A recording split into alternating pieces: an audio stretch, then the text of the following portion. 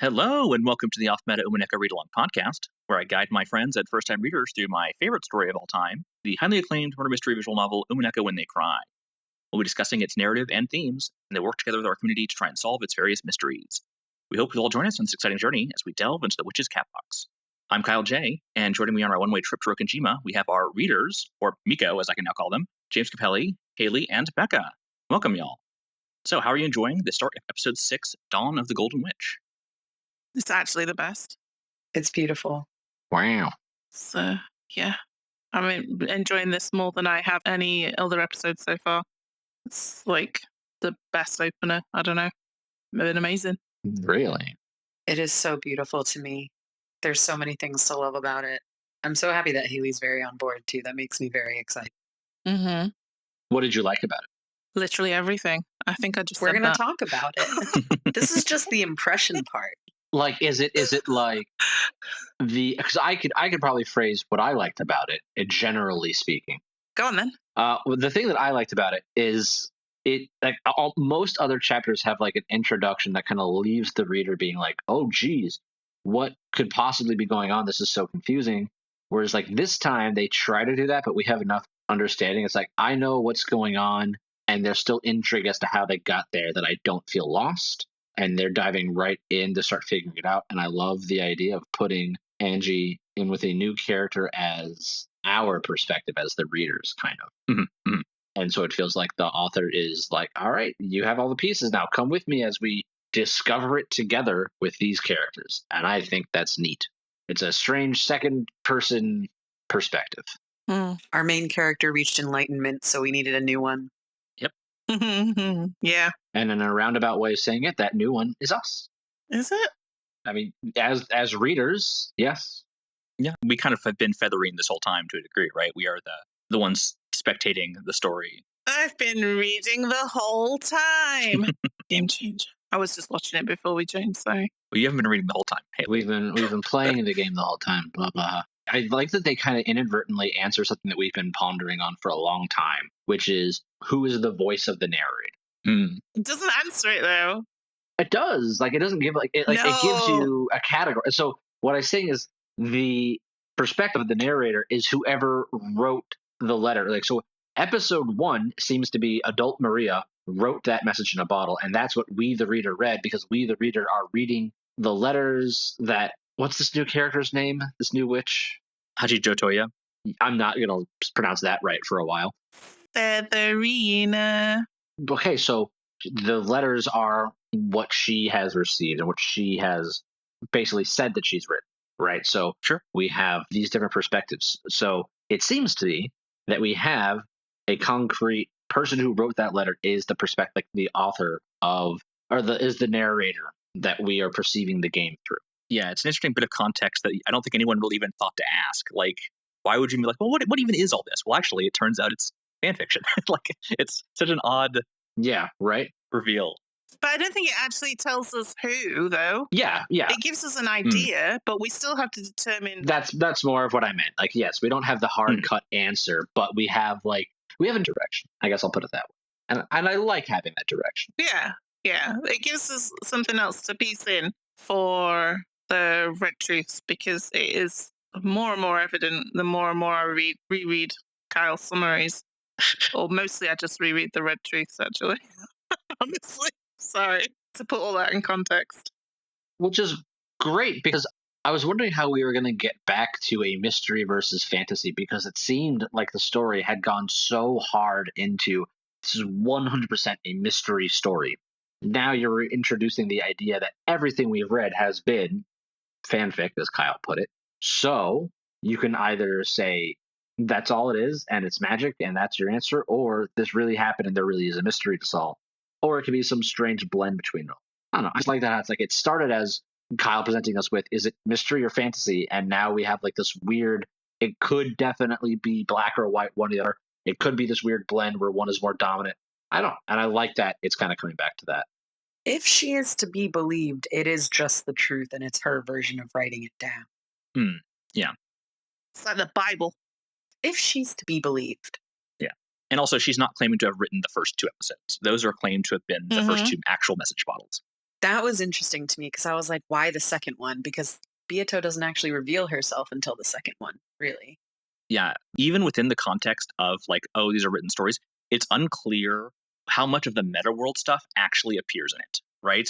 Because we can have a whole discussion about this. This is an actual like a big Umineko discussion. Like, for example, the witch hunters, the way it's all described, I don't get the impression that the parts where Beato talks to Battler are in Message Bottle 2, right? Like, that just doesn't come across. Okay, sure. Yeah.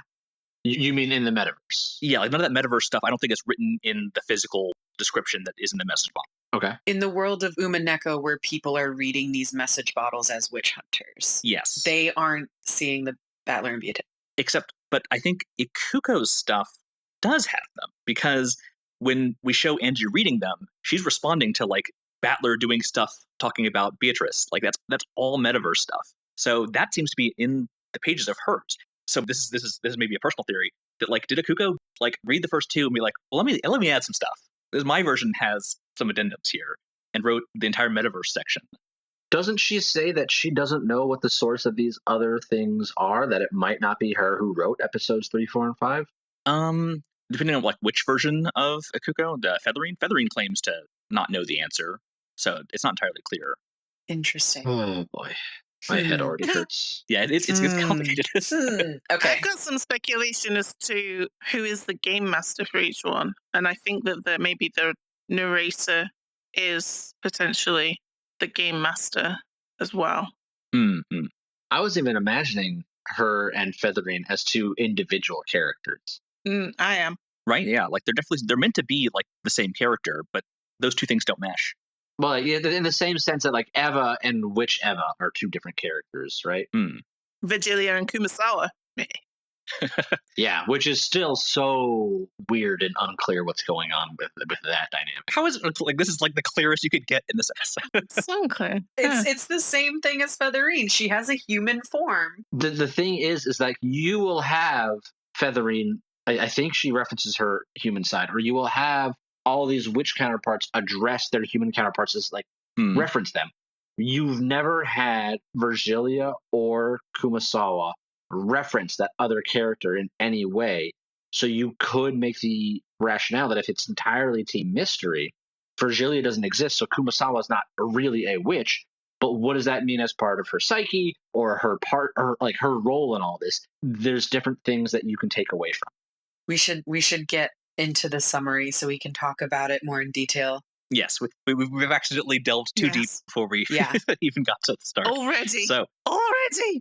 I'm so excited. It's almost like we have 200 hours of reading behind our belts already. Yeah, and this is a very dense section. When I was writing the summary, I was like, I have to like practically just type all this out verbatim because there's just so much going on here. This is not even close to the longest summary that you've typed up yet. No, but this is also a short segment. Like this is only like 2.5 hours of reading, so this is like pretty long for that. Only. Well, speaking of which, this week we are starting episode 6, Dawn of the Golden Witch, with about 2.5 hours of reading, ending on the line, welcomed in by a storm, same as always. Very good. And now you and I are going to have some fun, Battler-san. After which there's a flash of lightning and a stormy sky. That is videos 93 to 95 of the YouTube playlist. If you've not cut up to that point yet, go ahead and stop the podcast and catch. Although we've spoiled a lot of stuff in the preamble on this one, so I mean, who even cares at this point? But to be fair, if you're listening this far into our podcast and you're not like kind of keeping up, I don't know. I put it on you a little. If a single one of you is doing this, let me know, because I don't think there's a single person that this is actually like for the preamble telling you to go back and read. But you know what? I'm gonna do it anyway because it makes me feel better about it. So if you're just listening to us along for the ride, welcome aboard. Our story resumes in the Grand Cathedral of Witches. However, instead of acting as a courtroom as it did in the trial of Oshima and Natsui, it seems to have been decorated for a wedding. 2 strange twin demons espouse the virtues of love, and Burncastle serves as priest for a crowd of goat-headed noble witches and demons. The bride is one for widow Erika, but the groom's face remains hidden in shadow. Lambdadelta appears and compliments Burncastle on her ability to come up with the most screwed-up things. Burn mockingly congratulates the unspeaking groom. Erika will be a wife to support her ailing husband, who seems to be in a near catatonic state, able to hear but unable to speak. Oshiramiya Battler. By wedding Battler, Erika will inherit his title of Territory Lord, and seal his heart up forever in the locked room she claims he made himself. The idea of being tied to Erika forever It is a true nightmare situation. Anybody like her? I literally don't care about anything that she has to say. So I said that everything about this was literally the best. Erika is the one. Sour point Erika remains the worst. for this reading. I think like Erika is like our new antagonist instead of Beato, right? Like yes, Lambdadelta and Burncastle are there, but right now Mm-hmm. Erika is the foil to Beato. And what makes Beato like our number one character and Erika like our number one dislike? And it's like the idea of, the characters that you love to hate. Not that I hate Beato, but like if I had to deal with somebody like that whose purpose was to antagonize me, it would get under my skin. And Beato is like, I fucking love it though. Her energy, her personality, her mannerisms, great. Erika, as far as I could tell, has no redeeming qualities. I like the color of her hair. I think that's neat. You know what the difference is? Tell me. I think the difference is that Beato feels like she's playing with you, and Erika feels like she's playing at your expense. Yeah. Are we meant to take this as like a flash forward or like in the future? Yes, I think so. Because if Battler is the game master right now, he can't be like trapped in his brain muttering things that don't make sense, right? Like, is this kind of like a flash forward situation and we have to figure out how they ended up there? Or? I think he's going to get in trouble with overuse of the gold truth. Interesting. Yep. Because at the end of episode 5, Runaway says like the gold truth has its own weaknesses. Right? We know very little about it, but we know it's not flawless. Just like the red and blue are not flawless. Yes. So I think it's going to be a situation where Runaway's like, you probably don't want to make this play, and Battler's going to get antagonized and do it anyway, and they're going to use it to be like, that doesn't work because Eddie has to think of a way out of it. Well, because Erika also says it's a locked room of your own making kind of thing. Mm-hmm. So, but it also made me wonder, because at least in the art that it shows in the YouTube videos and the way it's described, it kind of seems like the cousin's room, the one where the example that he uses at the end of the last game to kind of throw doubt on Natsui in order to reach the final truth. So I don't know if it'll have something to do with that. But Kyle, time-wise, are we supposed to understand where this is? Like, I'm literally asking. I don't think it's specified yet now. Okay. So we're just... okay. He's right. Damn, I just pulled up my notes from the Solve episode to be like, what red truths do we have as far as like deaths and stuff in episode 5? And I forgot that I didn't get that far, but that would have been relevant as far as like I'm trying to remember if we're given red text that says the 5 in that room are dead, and I think we are, right? They are eventually said to be dead in red, yeah. But the red never says when they die. Mm-hmm. That was the loophole. Yes, the argument is simply that it was given at the 24-hour answer session, so it could have applied at that point. Okay. We then find ourselves waking up in a dark bedroom. Whoever we are seems to be having trouble remembering things, but for some reason, they know they need to get out of this unsettling room. Quickly heading to the door and peeking out into the well-lit hallway, they can sense that somewhere out there, everyone else is together enjoying themselves. However, when they go to fully open the door, they are stopped by the door's chain lock. No, not a chain lock, but a chain that has been staked into the door, completely preventing it from being sufficiently opened. When attempting to call out for help, though, they suddenly find themselves unable to do more than audibly mouth the words. This scares them more than anything else, and they begin to panic as they can feel the creeping presence of the Witch of the Forest right behind them. I really don't know what to think about this whole scene. I don't feel like it gave me anything. Well, man, am I just like, do I lie to myself? Because I said this was literally the best. In the first 2 paragraphs you've read, I'm like, man, it's happening. I mean, it was only like the first 5 minutes of the reading. Yeah, it's a very short segment. That's true. It was very, very short. But it didn't I didn't feel like it gave me anything. Like, maybe it'll eventually become clear or muddier. I don't know. You didn't like the new chain animation? I guess like the idea of like, ooh, whose perspective are we reading from right here was interesting. Nah, I don't care. They're definitely trying to obscure it slightly. It pulled me in, I'll say. Well, I'm also just... Okay, so full disclosure, I am rewatching NBC's Hannibal at the moment, and season 2 of Hannibal opens with a really, really intense scene of 2 people in a fight to the death. And it cuts away before you find out who wins or what happens, but things are looking pretty dire, like somebody's bleeding from their neck. And it says 12 weeks earlier, and then you don't find out what happened in that fight until the finale of the season. And so that's why, like, maybe that's just it, but I just assumed all of this is happening in the future at some point during the 6th game in the meta world. And this is obviously happening at the same time as whatever wedding ceremony is going on if Battler's, like, trapped in his own mind palace. It is very spooky, which is great. Love that. But I want to know if he's, like, catatonic in the meta world. Is this what was happening to Beato when she was, like, doll Beato? Was she, like, trapped somewhere like this? Or was she just, like, shut down or completely absent? It makes me wonder what she was doing that whole time that she was, like, catatonic. So we do have some stuff that's said in this episode about that, right? I believe it's Featherine and Ange are talking about how the rule requiring Beatrice to be in the game for the game to continue was removed. And that is why the game continued even though she was a corpse. And they said that only then did her corpse get put to rest. So the implication was that she was dead the whole time. Yeah. But there was some interaction there, so it's not entirely clear that's true. That's the thing, though, is that she would drink her tea, and there were certain, like, little glimmers of something there at certain points. So that's why I'm like, she wasn't entirely gone. Gas. It was just gas. It was like her Beato's specific death rattle is that she drinks a cup of tea. Yeah. Let's remember what death is in the metaverse. Death is when you stop thinking. True. So she is basically hanging all her hopes onto Battler to figure out the purpose of all this. What is the truth? And she's just like, he's not going to do it. I've given up. Or I have to put myself in the state to give him the chance to grow. Something like that. By the end of episode 5, she's given up hope. She stopped thinking. She stopped trying to work for him, with him, whatever. So I don't think while she's in doll Beato form, that she's actually somewhere else.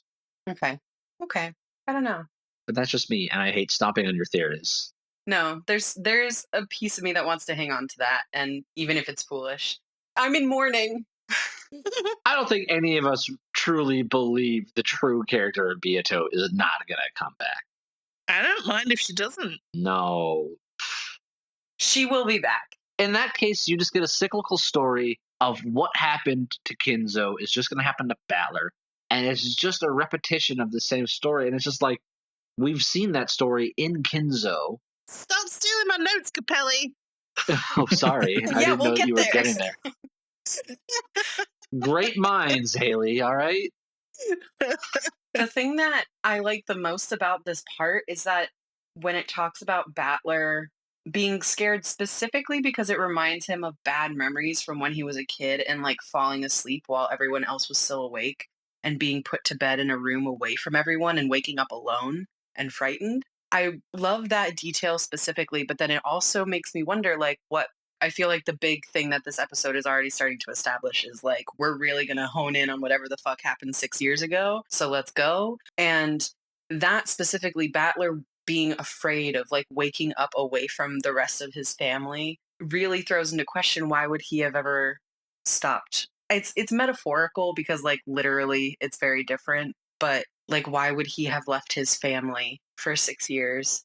So you're saying Battler could never have taken up the role that Ange took up in this whole story. What do you mean? She's alone. She vies for her family. She wants them back, but she's fighting for them. And if what Battler's saying is true, he would absolutely flounder in that situation. Oh, I mean, it's a different situation because he's literally locked in a room and trapped. But my point is more just, if that is what his biggest fear is, what could have driven him to voluntarily leave them for 6 years? You know what I mean? And it's metaphorical because it's describing a sense of, like, waking up alone. But yeah. I don't know. On surface level, it's anger at his father, but we'll see. There's got to be more to it than that. The episode's already setting it up like crazy. Yeah, Hayley already solved it with the 2 Battler theory. Catch up. I think I've been annoying Kyle with my 2 Battler theory over the last couple weeks. No, you've been good. No, I assure you he loves it. I assure you he loves it. It's interesting. Ange is woken by our boy, Amakusa. The real goat is back. Hell fucking yes. our Amakusa. I was so excited to see him back. I was so confused. And then we get the next 5 minutes and I got very sad. She finds herself in what seems to be the parlor of some wealthy person's home.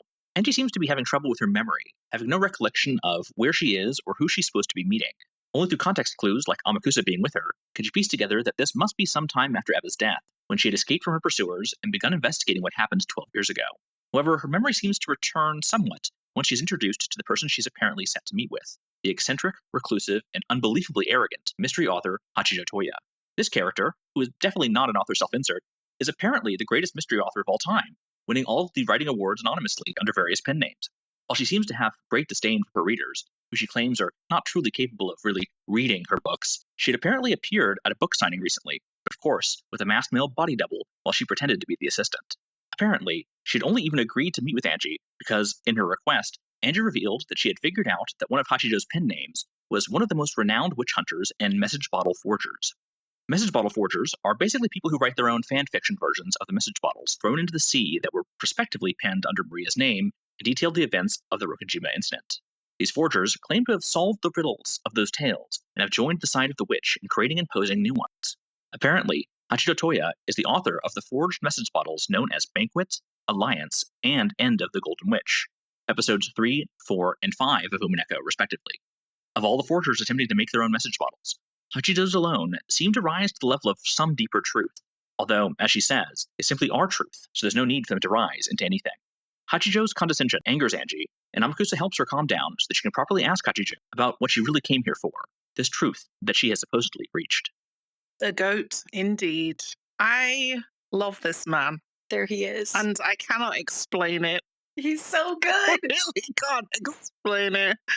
He just seems to really care about Ange, like, genuinely, and I just love that. And, like, his intro, the way he didn't really even introduce himself. His first words to this author were, hey, now there's a shark. I haven't read your works, but I'll bet you're even more mysterious than your books. I literally screenshot it because I was like, oh my god.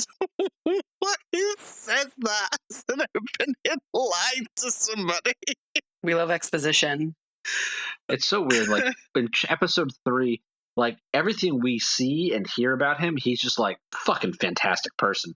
But then it's like, he's a mercenary, he murders, he pillages, he does all this awful shit, and it's just like, I don't see it. Like, he's so... He is the people's princess.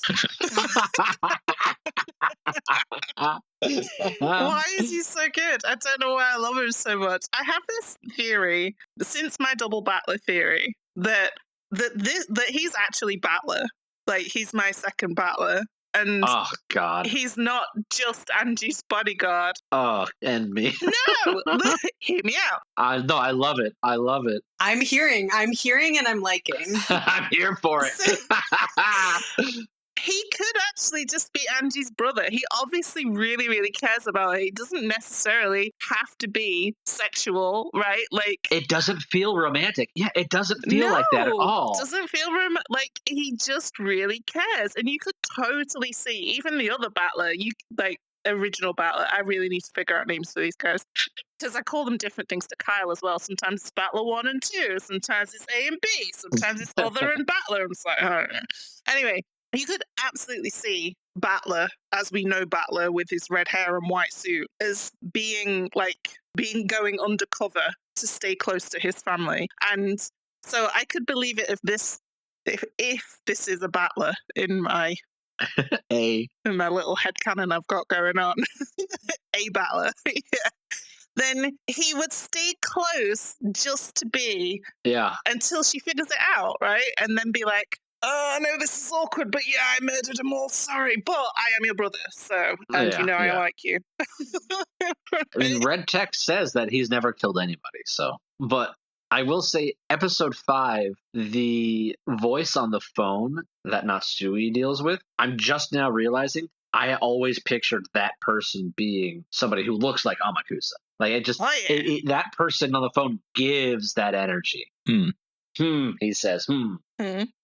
We've solved your puzzle, Riddle Master.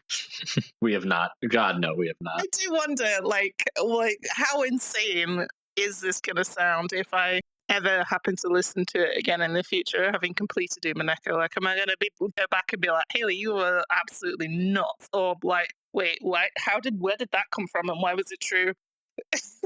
I love where your brain has taken you, like in dealing with this. It's so great. I love your theories. Stupid. Thank you. I mean, if there was something objectively wrong with it, I would have told you. Sorry, you can't see me, listeners, but I just like a little freak out at that knowledge. Yeah, I guess it can't be disproved using the Decagon and the other rules of the game, right? So it stands for now. Yeah, that makes it a valid theory. Sorry, that was a lot of waxing lyrical about him. He deserves it. He's just the best. I can't remember if this gets like further expounded upon or like specified as we're reading, but is it like Featherine brought Ange back, or is this like a separate fragment from the one where Ange went to Nijima and Rokkenjiima? She has memory of the future. I love the line that she has in this where she's literally like, my memory of the future is muddled. Yeah, it's not entirely clear how it works.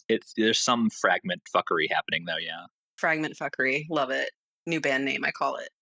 The other thing is, when this author showed up before she does her whole... Oh, I guess we're not there quite yet in the summary, but at this point, I was convinced she was like a human Erika analog. Being like the most smarty pants mystery author to ever live, who knows everything, and like... Isn't Erika the human Erika? I mean... Well, no, because Erika's the Witch of Truth.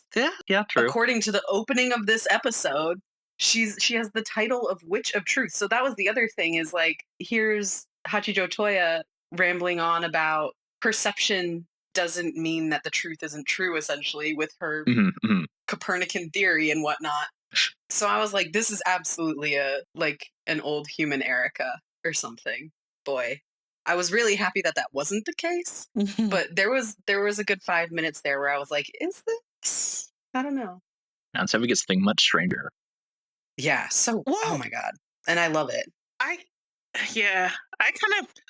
immediately noticed a haircut. I want to like match her up with Rosa. Yeah, that seems to be a common haircut for several characters. Yeah. They get like kind of bowlish cut with a very long hair.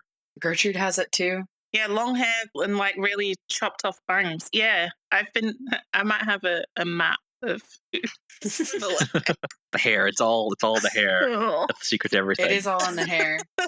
You know what's really funny is that is part of why I was like, it's Erika, because she has blue hair, and Erika also, like, hers is styled slightly differently, but she also has those weird, like, a little section in the front. And I was like, if she's older, maybe she just cut them shorter or something. But yeah.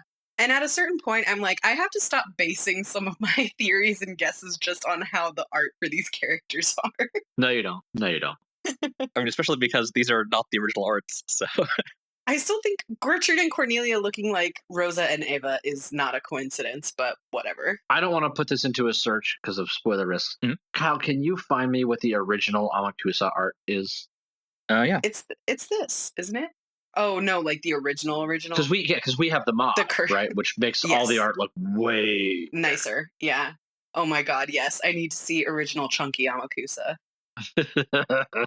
Chunky anime Amakusa. Watch him look like a carbon copy of Balor, and like the people who read the original, it's like, oh yeah, there he is. Amazing. Still works. Amazing. That still works. The one character the original artist did a pretty good job on. Yeah. Still looks like Jack Skellington going to My Chemical Romance concert. That's my fucking boy. Interesting. So, like, when talking about character design and artwork, like, we talked a lot in the beginning about who has the one-winged angel, the wing, whatever, and who has the cross. And I think the cross, as far as I remember, is just Balor and Maria, and I guess now Amakusa on his lapel. Oh, Balor. Right? Right? We never got the anime for Answers Arc, so we'll never know.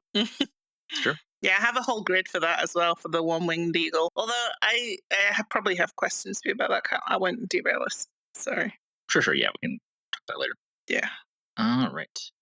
Angie thinks back on the miraculous series of events that allowed her to actually get in contact and arrange a meeting with such an elusive author on such short notice. However, when she tries to remember, she seems to simultaneously recall never hearing back from the publishing house and heading to Nijima and then Rokkenjiima instead. When Hachijo returns with a manuscript of her latest forgery, Dawn of the Golden Witch, for Angie to read, Angie confronts Hachijo with the fact that in reality they never did meet. With a laugh and congratulations on seeing through her trick, both Hachijo and the parlor they sit in transforms to reveal their true witch forms. The Witch of Theatergoing, Featherine Augustus Aurora, reveals that she had previously been spectating Beatrice's game through Battler's perspective. However, now that he's become the game master, she needs a new spoiler-free perspective through which to view things. By becoming her reader and reading the tale aloud to her, Angie would help the witch to relieve her terminal boredom for a time, while also being allowed to continue the story and her own reasoning. And so the curtain rises on this, the sixth tale. We kind of already talked about this, but Angie being a main character feels so vindicating. I'm so excited for her to be brought back because she got done so dirty. Oh, yeah. And we love her. Don't we love her? Isn't she a badass? Let's fucking go.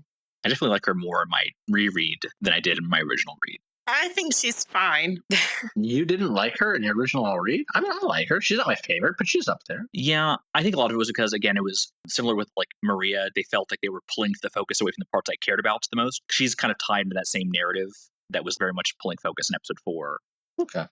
I see it. But you watched the anime first. Did you like her in the anime? I don't really remember. She didn't really give that good of an impression, I don't think.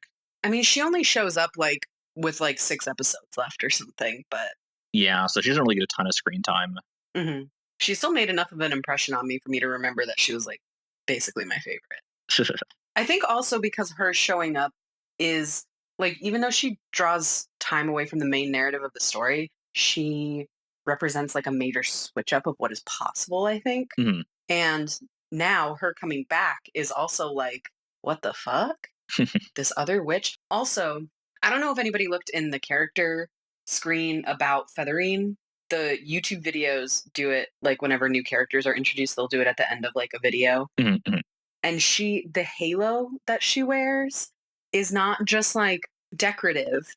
It says it's a memory aid device that records her name, appearance, and other aspects of her personality because she's so old that she would not be able to preserve her own individuality without it. What? Yeah. So I'm like, what the fuck? I read stuff like that, and I'm just like, I'm not even going to think about it too much. Sure, fine, whatever. Yeah, some of that's also tied to this. This character is semi-related to a character from Higurashi. Oh. Like, along with Lambdadelta Okay. and Burnt Castle, she's another, like, there's, like, some kind of ties between those two things. Okay. I didn't even read it as a halo on screen. I saw it as horns. Yeah. Hold on.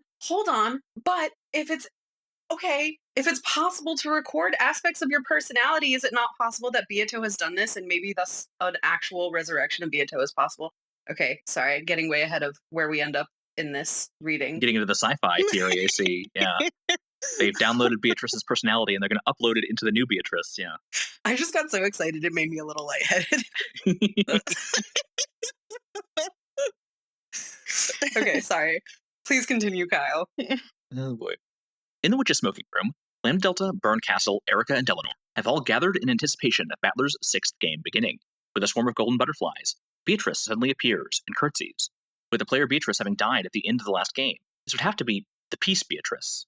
However, her humble entrance and polite manner immediately put everyone on the back foot.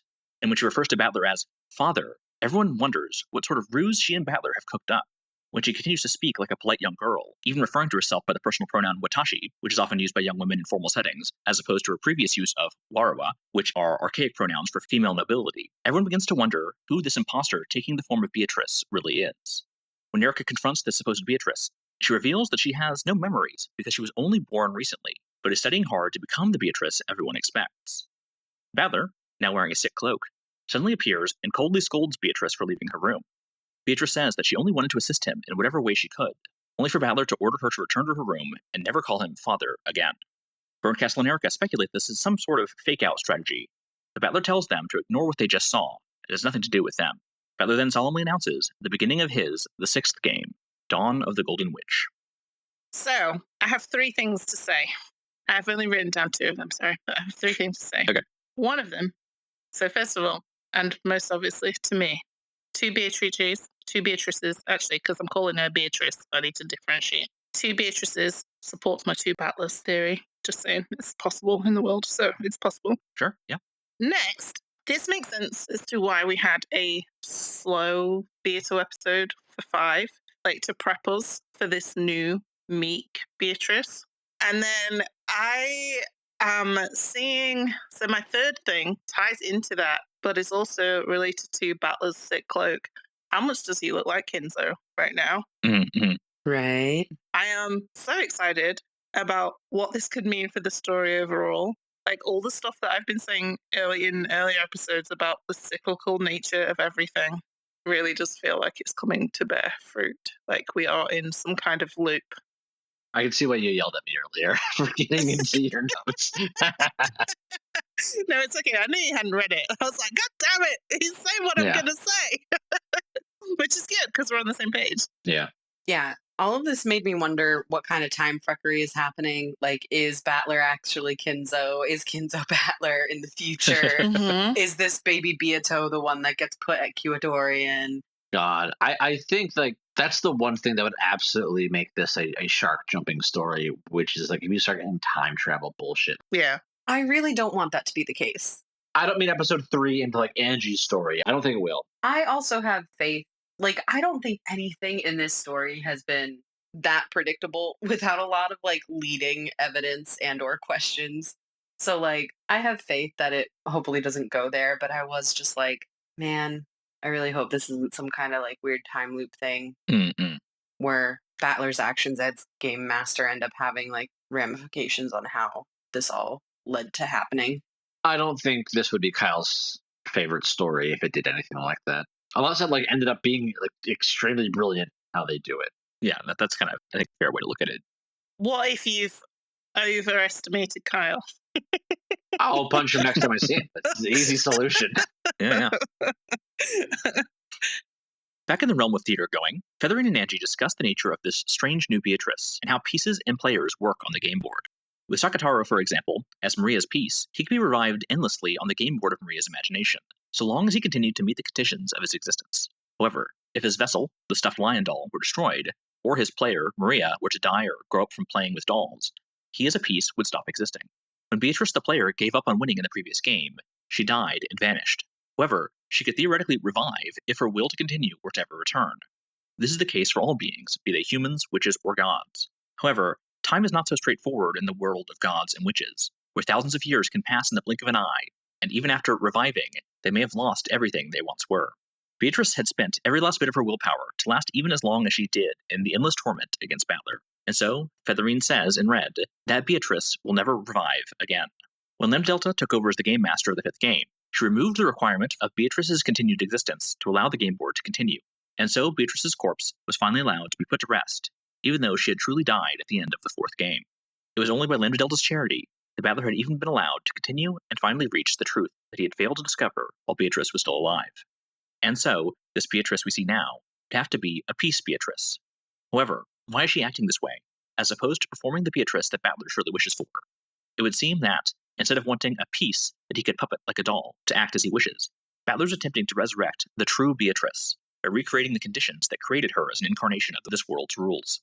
This weird Beatrice we saw just now must be the egg or chick that might one day become the Beatrice we knew before.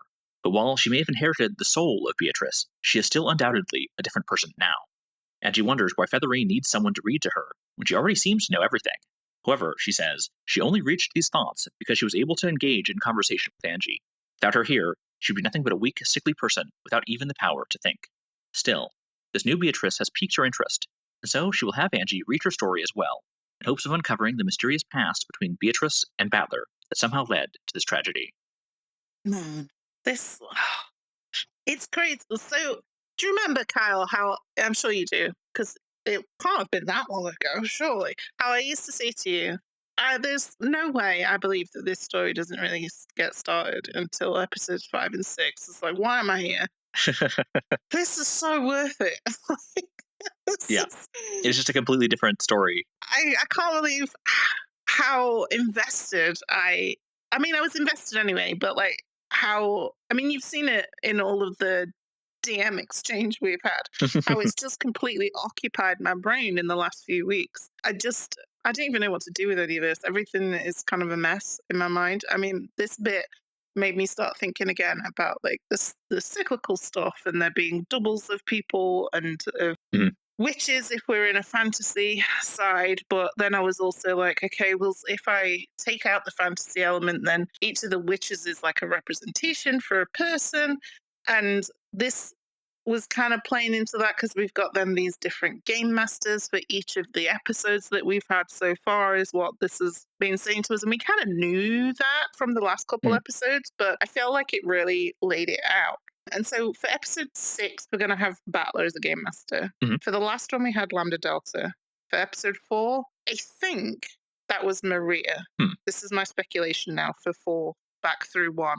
Okay. Because that was the one that had a lot of Maria's and Ange's history in it. Sure. Episode 3 was very Eva-centric, and she became a golden witch in that one. And then episode 2 and 1 is really kind of unclear, but I think I think episode 2 was Beato's game, and episode 1 was, if my other battler theory is like anything close to real, it could potentially be that other battler's initial game, which then Beato took over in episode 2. Maybe they're both hers, I don't know. Or maybe it's the other way around. Sure. Okay. But I wonder who those game masters were, because I think that might help us figure out who the narrator is for us to then untangle the red truths from episode 2. I challenge you on this, which is, I think you have to accept that Beato is either the game master for episodes 1 through 4, or you have to accept that she's not a game master at all, and she is the stand-in for the culprit. Or I'll even say the mastermind. I don't know. I disagree. I think the third option. But she clearly is the representation of whether it's Team Magic or Team Mystery. I don't think the true solution has a blend of the two. The game has been very clear that you either are going to accept one or the other as your ultimate solution to what you think the story is. If you accept Team Fantasy, I think it's just Beato, at least for 1 through 4. And it gets weird after that. I don't have enough pieces of information to make any guesses to 5 and 6. Well, I guess 6 is clearly Battler. But if it's Team Mystery, which I'm going to continue to ascribe to, it's the culprit. And that could be a continuous single mastermind, or it could be who's the main culprit of 1, 2, 3, 4, whatever. And I would never have guessed Maria that early on.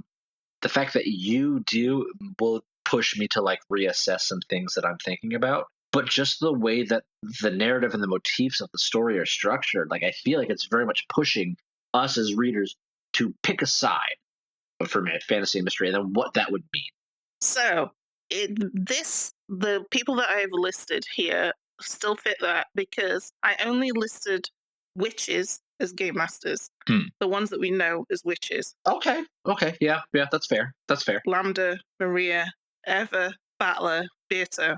So it still fits in with that. I'm kind of leaning towards mystery, with witches being a representation of the people that are running this, but the person, I don't know. I just don't know who Lambda represents. I can't really place that. Yes, there are elements in her character design of Maria, but she has blonde hair that matches Jessica. This feels like a very female-centric story. We've talked about that before. It seems like, I wonder if every female human character has a witch counterpart, and only the enlightened males get a witch. I don't know. That feels really gross, but yeah, or sorcerer or whatever the male equivalent term is. Yeah. I mean, it's tricky with Lambdadelta because that character is also kind of a Higurashi reference. There's some along with Burncastle, so it's. Let's see. It is muddied. I don't think it has to necessarily matter. Right? I think you can divorce Higurashi from Umineko, and it's not a problem. They're not directly connected. unless you count the anime that came out years later that is weirdly connecting the two, but is not canon. I don't even know. So I'm glad you brought up Lambdadelta, Hayley, because like when I read this, my whole thing was Lambdadelta charity? That doesn't make any sense. But the more I thought on it, the more I connected it back to there was a point where I think it was like probably episode 3 where Hayley gave the theory, maybe 2, that all the witches are in on it together to present a deceptive narrative to Battler because they're training him or building him up for some purpose. Mm. And it's just like, okay, well, I remember early on, I was like, there's no way Beato is a good guy. But here we are. We've been given more pieces of the puzzle to her motivations, her desires, some sort of connection between Battler's sin, what she needs, expects, or wants from Battler. So, how often have we talked about, I hated this character, but then I got more about what their whole deal is, and now I'm a bit more sympathetic to it. And I remember at some point saying, like, they're going to do the same thing with Lambdadelta and Castle, and I hate them so much right now, I'm going to hate it later when they make me like them. And the idea that, like, Lambdadelta is being sympathetic here, why? Like, what's their motivation? And the whole thing is we have these scenes between Lambdadelta and Castle, and then we have the scenes between Lambdadelta and Beato, where it's just like, what is the truth of their dynamic? That they are interacting in such ways behind closed doors, behind other prying eyes, except now you've got Featherine, who has been potentially observing all of this from these potential letters, which may or may not be fan fiction and therefore may not be true. Like, it's a point where it's like, I'm glad I know the story ends at episode 8, because if you told me it was possible the story could go episode 12 and beyond, I'm like, it feels like season 3 of Lost. They don't know what the fuck they're doing. I'm glad there is an ending. I know there's an ending coming up that will hopefully tie enough of it together. I know not everything is answered, and there's enough for the reader to like make their own theories and stuff. But what is it about Lambdadelta that would drive her to be, that would drive her to care, to give a shit about these humans? And whether or not there's a human counterpart to every single witch, it's weird. Well, we will see. Before you move on, I've got a couple other things to say, which is the red text here is that Beatrice can never revive again. You don't need to revive if you're not really dead. Yeah. Also, it's that Beatrice, so. Yeah. Beatrice is not dead in the red text. Meta, real, whatever. Sure, yeah. Also, how the fuck can Featherine give red? She's not on the board. She's not of the board. But it at least implies that she understands the true nature of the game, which is why she can give red. She's omniscient. She's more powerful than all of them, supposedly. But in episode 5, it clearly states that nobody can be present or on or close to the board unless Beatrice has invited them, or at least allowed them to be present. Potentially. I think even though that Beatrice is supposedly dead, she still created this domain. And someone else is going to take an authority to allow Featherine in, I guess, or she's just so powerful she can do whatever the hell she wants. Well, also, if we're taking those message bottles that she wrote as supposedly being the truth, which she claims them to be, that would imply that, yeah, she was invited by Beato ages ago because she's been writing all these message bottles. So maybe she's one of the privileged few. It makes me wonder how much of the true nature of the witches were really going to be given by the end of this, like concretely given by the end of the story. 0. I have to assume you're right, because like otherwise it definitively answers too much that takes away from the story that's supposed to be insert yourself and make your own assumptions, which, we know is going to be the case. Not everything is solved. Kyle's told us as much. I'm not upset about that. I'm still here. Yeah, right? I am upset about that. Of course. Are you the kind of person that likes the entire answer and dislike things that are left open to interpretation? No, I actually don't care. Okay. I don't mind if it's left open to interpretation. Because I don't think that's true, Hayley. I don't know why you said that, so I want to get clarification. So I was like, what? Can I completely sidetrack us for like 5 minutes? Sure. So one of our lovely readers, Yarn Witch, suggested that I read the Decagon House Murders, which is a mystery novel that is directly mentioned in Umineko. Mm-hmm. And I listened to it in audiobook. It's very short, 8 hours. I got through it in like a week. It's okay. And I'm because like the whole time I was waiting for like an Umineko level of a reveal. Yarnwich and I had both ended up having a theory, which was totally not the case, but it was fun to dig through. And I'm just like, why would this mystery novel have been a source of inspiration? Because it feels to me like that story could have done way more or gotten way more nitpicky, which it never really did. But I like seeing sources of inspiration for very involved stories like this. I mean, you've got an 8-hour book versus hundreds of hours that is Umineko. Like, you've got way more room to create these way more elaborate stories. I mean, if you're in episode 6 of Umineko, you're gonna finish to the end. And it was just like the whole What's me? Yeah, episode 7 and 8 is just gonna be me, Becca, and Ben. The whole thing with Umineko is just like pick up the clues, pick up the hints, and try to piece this elaborate narrative together. But how is this book an inspiration? Like, for some reason, I thought it was written in the 80s. It was either written or the audiobook was recorded in '05. And it was okay. I'm not upset for having read it. Very few mystery novels really grab me these days. I would say it's definitely worth your time. It is 1987, yeah. It's written in '87. So then just the recording that I read. The recording was done in '05 then. And I guess I give it a bit more grace for having been written nearly 40 years ago. Mm-hmm. But what I liked about it is like the main characters are all like given nicknames of famous mystery authors. So you've got one person named Agatha for Agatha Christie. You've got one person named Poe for Edgar Allan Poe. Stuff like that. Like I love like understanding when you get into the depths of the creativity that an author or a creator makes. What about it drives them? And I just don't fully understand what this novel brings to Umineko. I mean, yeah, there's lots of other stuff as well. Well, the conversation in Umineko that brought it about came in episode 5, where it's like, oh, well, you can't really call yourself educated if you only read 50 books a year. I tried my best, but it's so trivial. I'm like, I wanted to slap him in the face. This is how conceited that came across. And then I read the book, I'm like, this is the book that you were conceited of? Like, I don't know. It felt very much like, at the time, how many great Japanese mystery authors were there? The effect that I got from it was not much. And we as the Japanese people are trying to make influences in that sphere of the world, which I have nothing but respect for. Yeah, I mean, at the time, I mean, there's like a few really well-known mystery authors, right? But like it's kind of like Agatha Christie, Sherlock Holmes. It's not like I don't know how much just like one-off mystery novels there were that were like very famous back in those times. I mean, in the book, they have a scene where like two characters are talking to each other. Like, this is very much just like, and then there were none. Mm-hmm. And like that level of meta commentary, I do love.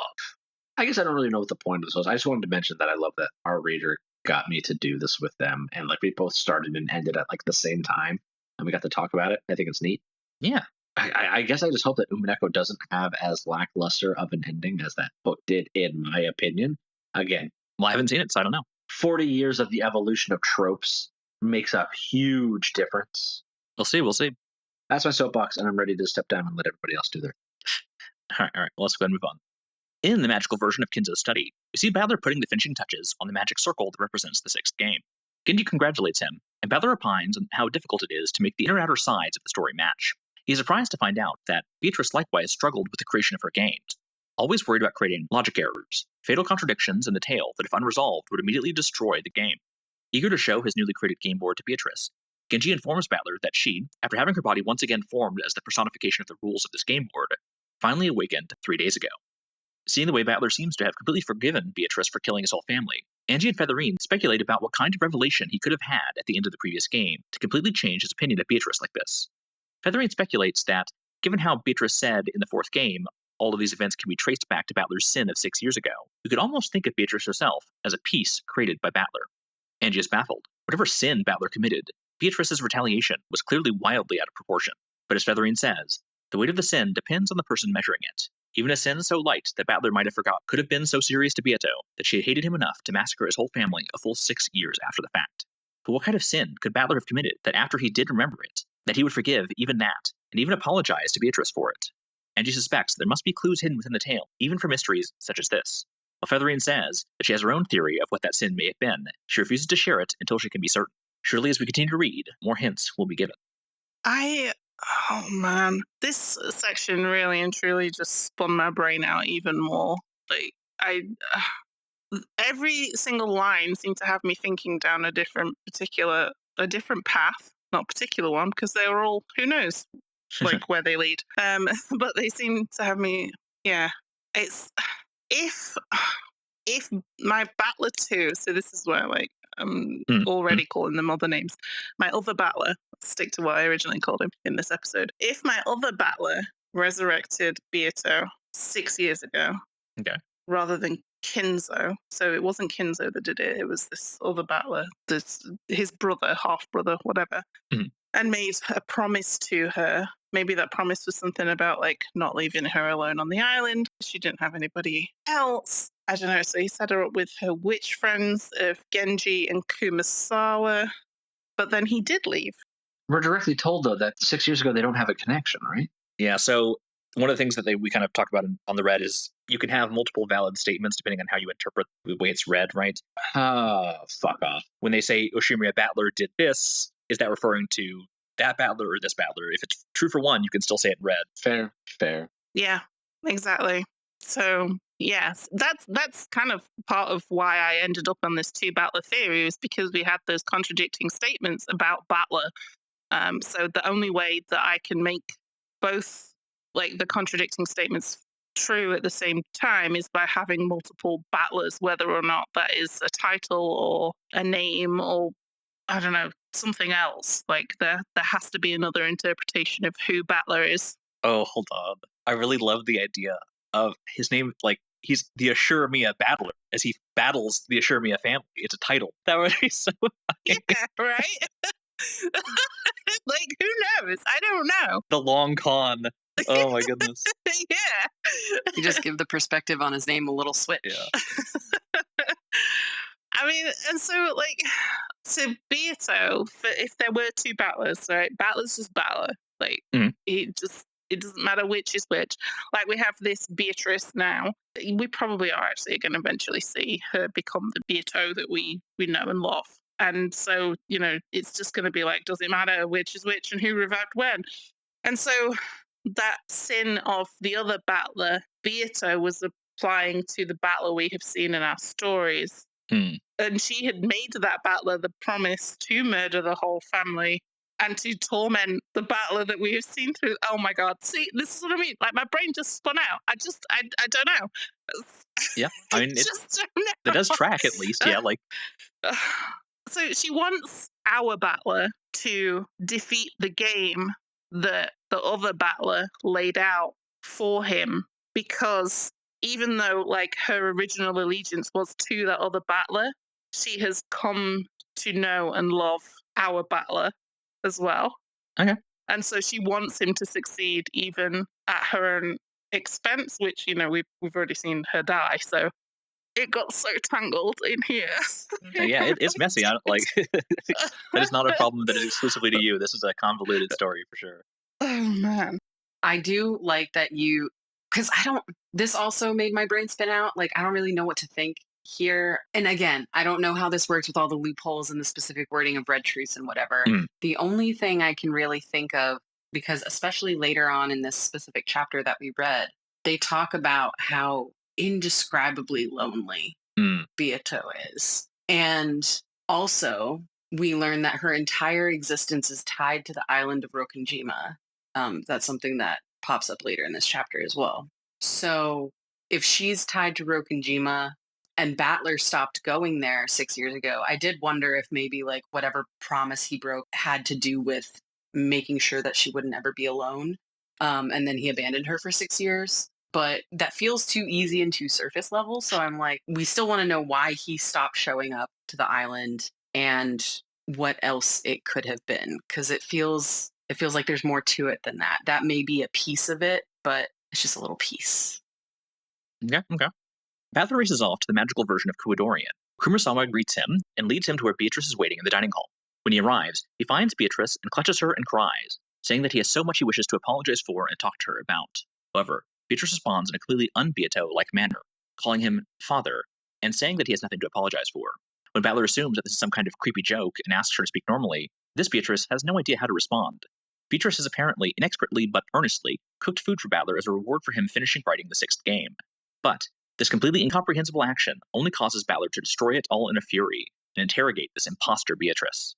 However, all Beatrice can say is that she is Beatrice, and that she was born for his sake. Battler angrily flees into the meta world and summons Genji to demand answers. However, Genji can only confirm that this Beatrice is indeed the true Beatrice, born in accordance with the rules of the game board. Kumasawa says that this Beatrice was only born a short while ago, that it is far too soon to expect that she would act as she once did. She and Genji inform Battler that only by living the same 1,000-year life again would she become the same Beatrice that Battler remembers. Okay, if you're Battler in this situation, how pissed off at Genji and Kumasawa are you for not giving you any kind of inkling? He fully runs in there expecting to get the Beato that he knows. Where's the and heads to up? be able to be like, I fucking figured it out. You're alive. I brought you back. And then it's like, here's an infant who doesn't know you. Yeah. Surprise. It is kind of brutal, isn't it? So brutal. I do love Kumasawa in this whole episode. I really love her. But why are they even there? It's so... So, okay, wait. Because this is going to tie into stuff that we're about to read in the summary as well. Genji and Kumasawa.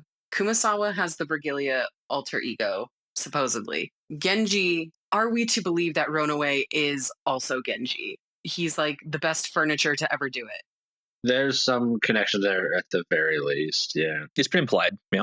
Yeah, they're both furniture. Are the only reason that we haven't seen Canon and Shannon alternates in the meta world because they actually find love and elevate themselves beyond furniture?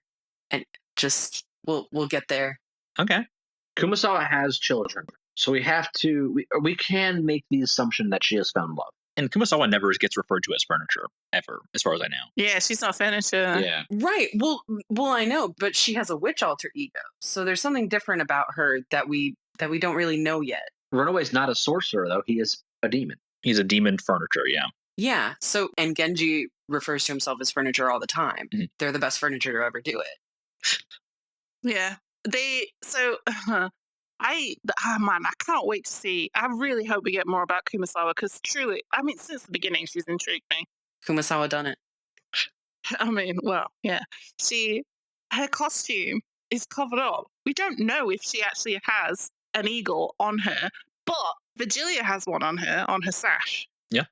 So I don't know where Kumasawa's allegiances lie because of this like duality of the Vergilia Kumasawa thing. I really hope we see it. I really do.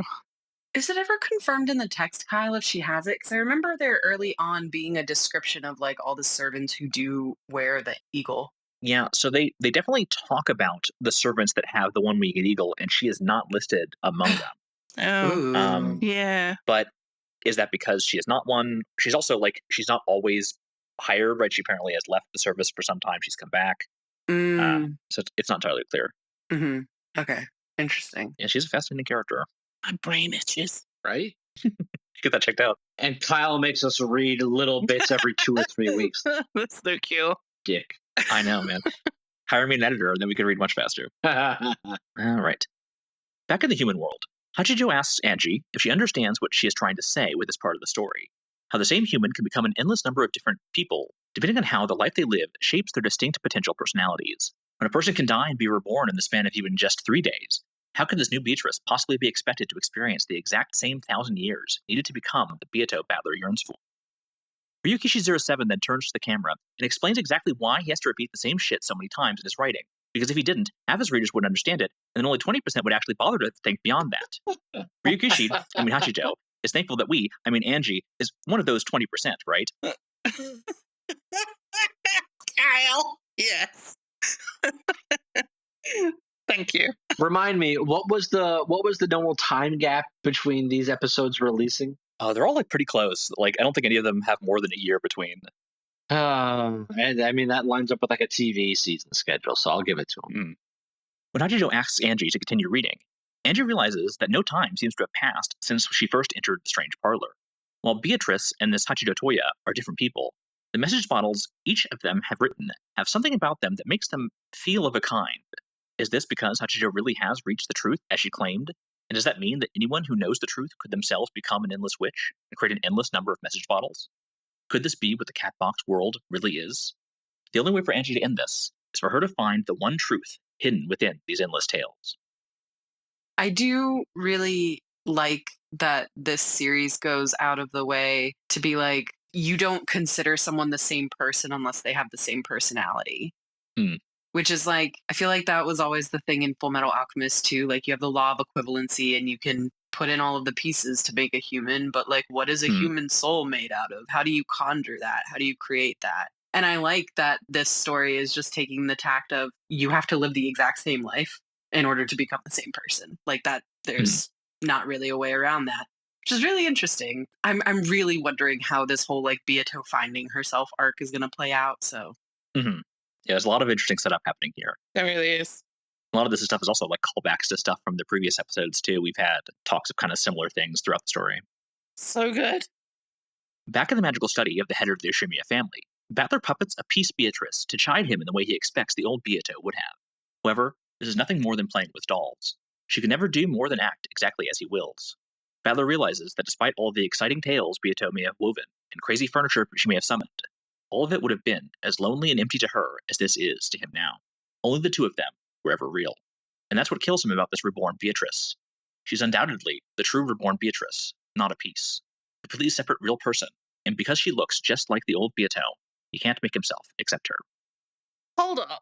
You described that not as Kinzo's study anymore, as the head of the Ushimiya family study. Sure. I mean, I know that we know that Kinzo is dead, but why now have you changed it? I mean, there's like some liberty there.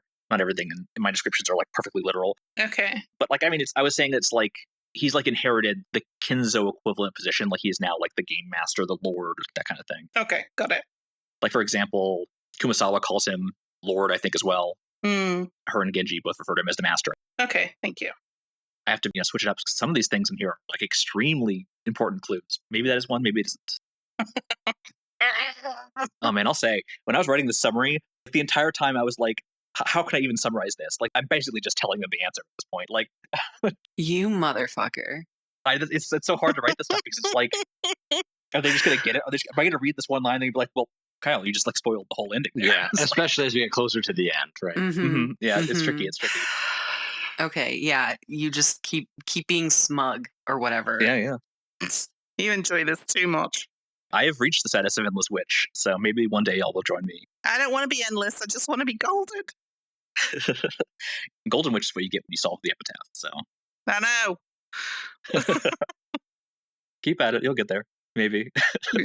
Yeah, right. Okay. It's so obscenely difficult. It's so unfair. The epitaph is so ridiculous. Oh, man. We then finally find ourselves back on the game board on Rokkenjiima the morning of the first day of the family conference, before everyone arrives. Everyone's getting ready for the family conference to begin. Natsui is worrying about keeping Kinzo's death secret again this year. Kraus has a tummy ache.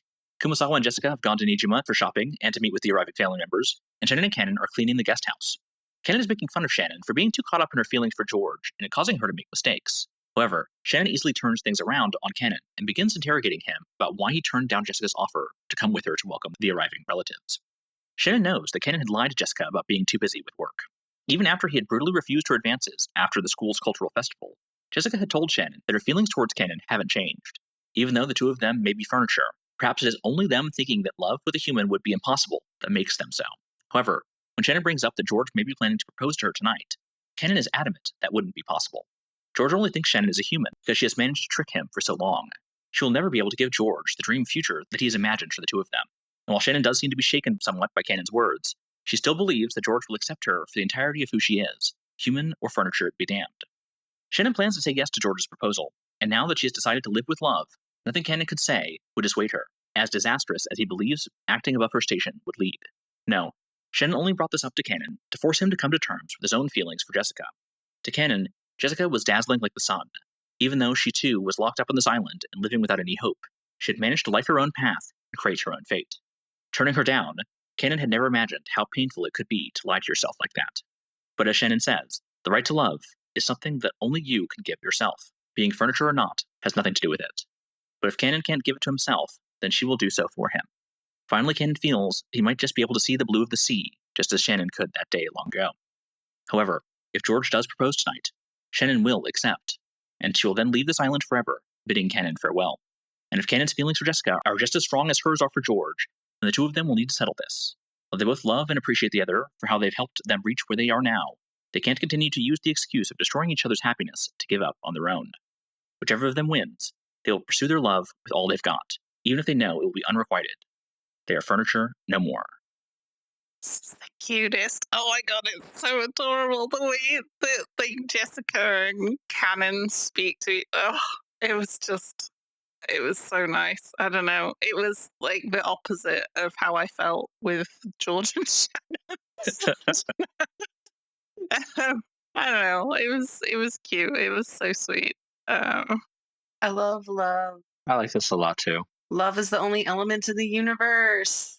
Literally, yeah, that's what we're told, right? Although, okay, I was a little bit concerned / confused in this scene when they start talking about how, like, because they start talking like it can only be possible for one of them or the other. Like, it almost sounds like a competition. Yeah.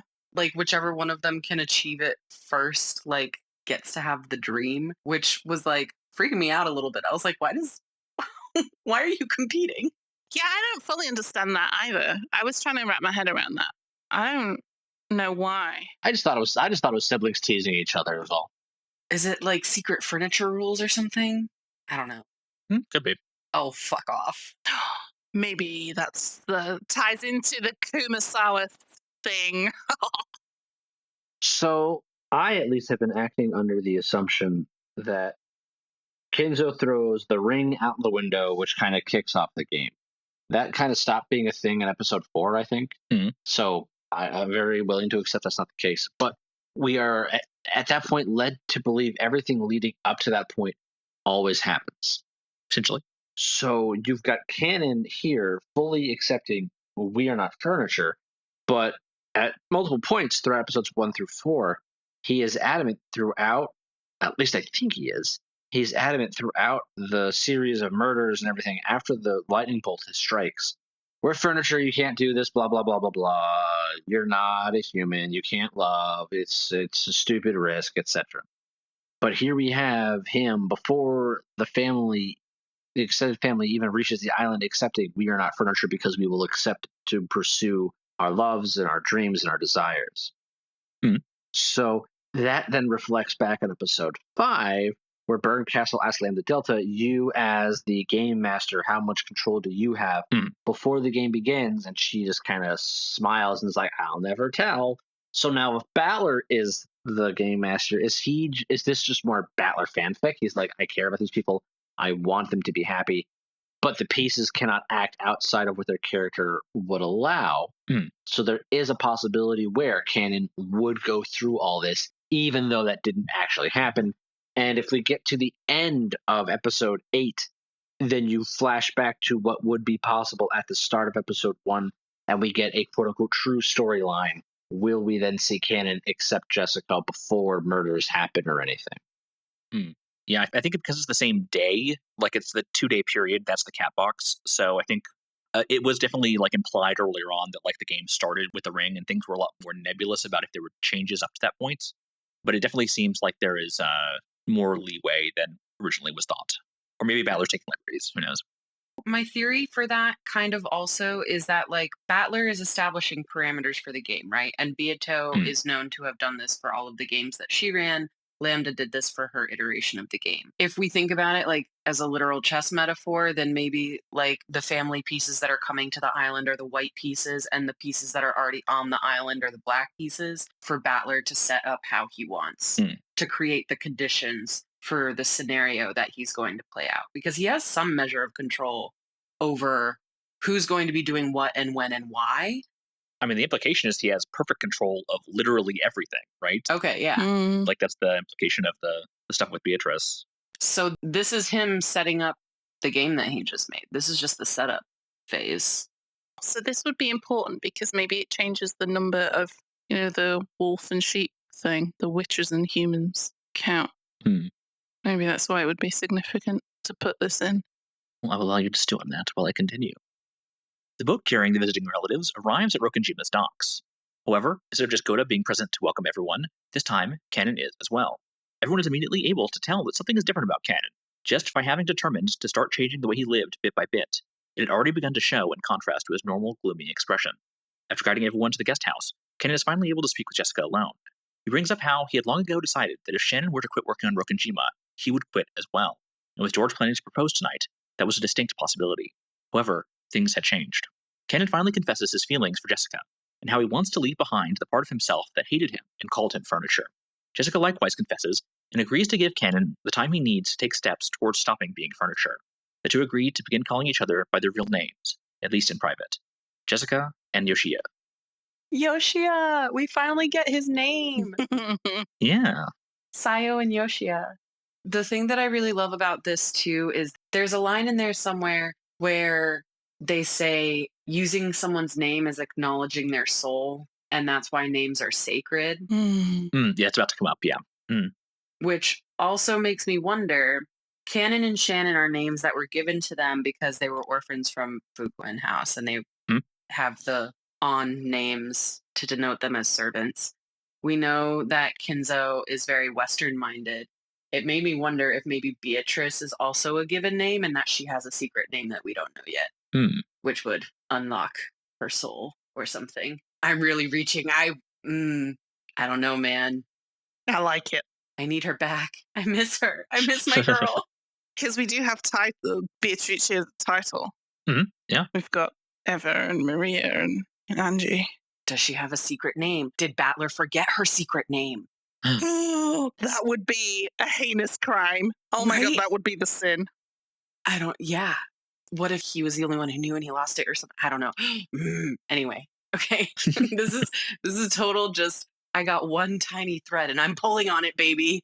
That's how it goes. From the Rose Garden Arbor, Beatrice watched the two fledgling lovers.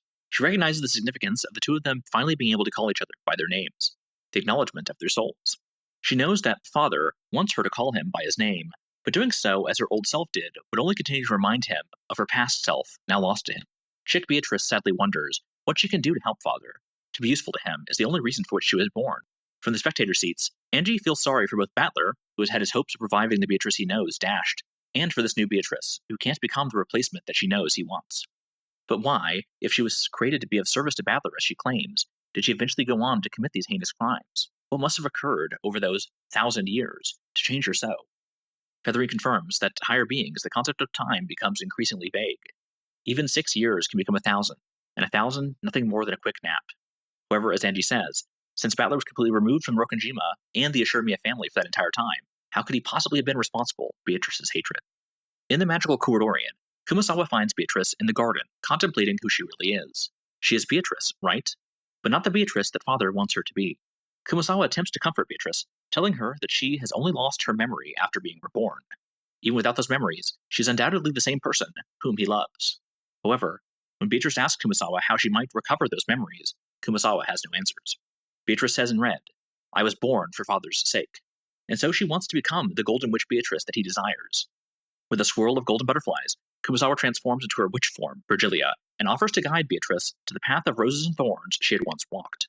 Featherine, watching on, decides that she has taken a liking to this chick Beatrice, and welcomes her into her study, and allows her to browse her archives of her past for a time. And she asks Beatrice why, now that she seems to have been freed from the terrible suffering her past self endured, does she still wish to go on a journey to retain those shackles? However, while she does not know much about her former self, Beatrice knows that if by becoming the Golden Witch again, she can be of use to Father, then that is what she will become. And so Beatrice would go on her journey to find herself, and thus, like a snake eating its own tail, weave together the old tale with the new. Be it 1,000 years or 6, or even sometime even further into the past, this tale is once again returned to its beginning. Do you want to go ahead and finish off, or do you want to talk some there? You pause because you're like, that's something Hayley would have to talk about. But I did look and see that there was only a couple more sentences. But it is kind of a different scene. Okay, so this is the bit in particular where I really love Kumasawa. I don't know, the way that she is caring for Beatrice is delightful. We saw it in episode 3, I want to yeah. say. Is that, yeah? In the garden at Kuwadorian where we saw homunculus Beato, which, yeah, this is all just the freaking circles all over again. So Kumasawa's like the guardian of whoever Beato, Beatrice, Beatrice is. I really love this name idea you've come up with, Becca. Whoever she is, like Kumasawa is, for whatever reason, invested in her well-being, much like Amakusa is in Ange's well-being. And I just really liked the way that they spoke to each other and the care that Kumasawa shows here, even though she's a little chaos agent. I love her for it. Yeah, circles. I agree. I like that Kumasawa is this nurturing caregiver for everyone. Like, even when she first shows up in the very first beginning of episode 1, Battler's just like, she basically raises us. And even with original Beato, if the Virgilia connection is meant to be taken literally, like, she is a teacher and a caregiver for Beato as well. So yeah, it's nice to have one person around here like that when we're in the land of shitty parents. Yeah, it kind of makes you feel really sad about Kumasawa's son. And I mean, we don't know how old he was. I assume he was an adult just based on her age when they all died. But like, still, it's like, man, I bet it was nice to have her as your mom. I bet she was a lot of fun. Make you a lot of mackerel. As the typhoon fully settles on Rokkenjiima and seals it off from the outside world, an eerie silhouette pulls itself from the waves. Coughing up seawater and cackling madly, Fruta Erika cries out, welcomed in by a storm, same as always. Very good. And now you and I are going to have some fun, Battler-san. And that brings us to the end of our reading for this episode. Could have done without Erika at the end, right? I mean, like, it's how she got on the island in episode 5. It's how she gets on the island here. As always, implies that she's been involved in other games in some capacity or other mysteries in some way. You could say, like, any mystery novel that has some sort of motif to it. Like, I'll take Detective Conan. You know, the motif is that he's always a child. I'm going to assume there aren't episodes where he turns into an adult and then back to a kid again, though I'm sure it is. So here it's like, if you have like an Erika serialized, set of novels, does she always appear on the crime scene in the middle of a storm? In which case, I think I hate her even a little bit more because, like, how contrite, how fucking cliche. It's very Mrs. What's It of her to show up in the middle of a thunderstorm. A Wrinkle in Time? No? Okay. Oh, yes! Wild nights are my glory. That's a way better line than welcomed in by a storm, same as always, because Erika sucks. Anyway. Same as always as well. She's welcomed in by a storm. Is that what she's saying? She, like... Yes. Yeah, that's what you're saying, isn't it, Capelli? Was she always here? I do like that read.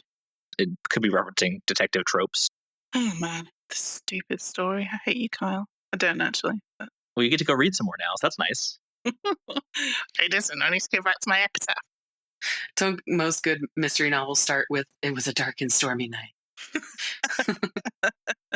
Or is that horror? Who knows? Anyway. So yeah, do you have any other closing thoughts? We kind of actually talked a lot of our thoughts, I think, in the middle of the reading this time as opposed to at the end. So you really did. Anything else y'all want to talk about? No. Stop talking so I can go read the next piece, please. No, this is my last thought. I do wish Ange and Beato had gotten a little bit more time to talk together, because that is link up of the century. Those are my fucking girls. I'm so excited. I am really interested to know, like I said, that is the piece of this that is the most interesting to me, is like, what is Beato going to discover, or baby Beato rather, going to discover on this like journey she's going to go through her own history as told through the lens of whatever archive Featherine has. Is she going to come out wrong? Oh. Oh. One last thing that I realized I didn't talk about was I actually really like the Featherine character as well. I hated the author when she first landed in the room. I was like, oh my God. I mean, But it was just maybe it was tongue in cheek. Gonna try and give him some grace, the author. But it felt really navel gazy and pretentious and just like, oh, I could do without this. I do think that is intent. I think my interpretation is that he's like exaggerating his own opinions to be like the most Yeah. pretentious version of that possible. hmm I think there's definitely some truth there because I think the author does have some thoughts about like, man, people aren't really reading the story I'm putting out there, and I think there's somewhat a case for that. So Yeah, I also like I've said it in the past. I think he's making some points. He is way overdoing it with his points, but like I don't disagree with some of them. So, go off, King. There is one thing that was interesting to me when Angie was talking about Featherine herself. There's a part where it's describing how Angie is figuring out how to behave around Featherine and how she likes to be regarded. mm, And it's something like she wants to be respected for her superiority, but she wants to be spoken to rudely, which I also take to like in a localization sense to mean she wants to be challenged a little bit. Like she wants somebody to be, she wants a feisty, smart person to kind of match wits with. yeah, like it's the novelty of that. Yeah, is something that matters to her. Yeah. And there's a line there that is from the perspective of, I think it's assumed to be Angie because we're like kind of in her perspective where she says, "What a coincidence. That's how I used to be." Hmm. And I was like, why are you saying used to be, Angie? Is it maybe it's because she was still in the like, this already happened and and I've died thing. But I was also like, that also describes Beato. That's how Beato has always been. Yeah. She wants you to respect her station, but she wants you to challenge her. Anyway, yeah, I also really like Featherine. I'm done now. Can I also just say, like, it's weird that we have not brought this up yet, but how the fuck is Angie here? Yeah. We did kind of talk about this, didn't we? She died in the metaverse. Yeah, fragment fuckery. Yeah, maybe. Oh, all right. Yeah, sure. I withdraw my question. Timey-wimey. You wanted it to be sci-fi. Oh, God, I did. Yeah, I mean, they clearly took the brain scan they made of her before they turned her into meat and put it into this homunculus body that they created. I don't know. I just take it as though it's like out of time, I guess. But this is back to the story. She hasn't yet gone to Rokkenjiima. Yeah, this is like an episode of Marvel's What If, and they're reading stories. Yeah, it is unclear. It is legitimately kind of strange. So Yeah. It's definitely something I'm interested in trying to figure out the deeper we get into the episode. But for right now, yeah, I got nothing beyond fragment fuckery. yeah, I mean that's what I think is so interesting about this episode. It's like that's a question that would have been just like what, not even worth thinking about before we got to the point where it's like they decided to explain everything. Like they're like, oh, like well, actually, all the stuff we saw were the message bottles that this person wrote, like leading up to this point. I never would have imagined that that's where the story was going. Like, really, we're going to explain the meta framework within the context of the real world? Oh, okay, interesting. Just a very, very strange turn. Yeah. Which I think is why I've leaned more into there has to be a real mystery solved for this. It's not fantasy anymore. There's some kind of mirroring of characters going on because of that. Because now it's like meshed both together anyway. They did feel separate before. That's also kind of why I was always on Team Mystery. I can't imagine why Team Fantasy would lead to a satisfying conclusion with what Team Mystery has to offer. Yeah, you can't really ask the question, is it mystery or is it fantasy, and have the answer be fantasy. You know what I mean? Like, the question itself kind of begs that it has to be a mystery, or there must be something very special and interesting happening behind the scenes that we don't know about yet. Which, yeah. That we don't know about yet. Or my favorite, Porque no los dos. Yeah, right. I'm down for that. All right. Well, next week, we'll be reading about 3.5 hours of the visual novel, ending on the line, "A flood of sound and light. Until it withdrew, Jessica could do nothing but moan. Then everything goes white, and there are golden butterflies." And that is videos 96 through 99 of the YouTube playlist. A flood of sound and light, is that like the Umineko Romantasy book? Yeah. I just play bass for Flood of Sound and Light. That's really good, Capelli. Oh, shit. Sorry, Kyle, get us out of here. Well, thank you all for joining us. I hope you enjoyed our ramblings, and we had a lot of really interesting theorizing this one. And I'm very excited to see where the story goes because every section of this reading is full of just amazing new reveals and new things to think about. So I'm excited. hope you'll looking forward to that. You said episode 6 was your favorite, like in light of coming directly after episode 5, right? So I previously, a long time ago, would say that episode 6 was my favorite. But I think in retrospect, I would say that episode 5 is my favorite. But the ending of episode 6 is so obscenely good. Literally the best thing I've ever read. So like, Oh.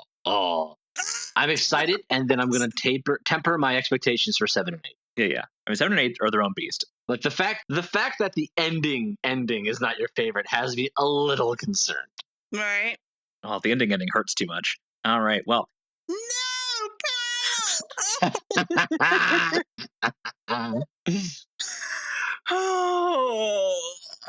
And remember to think off meta.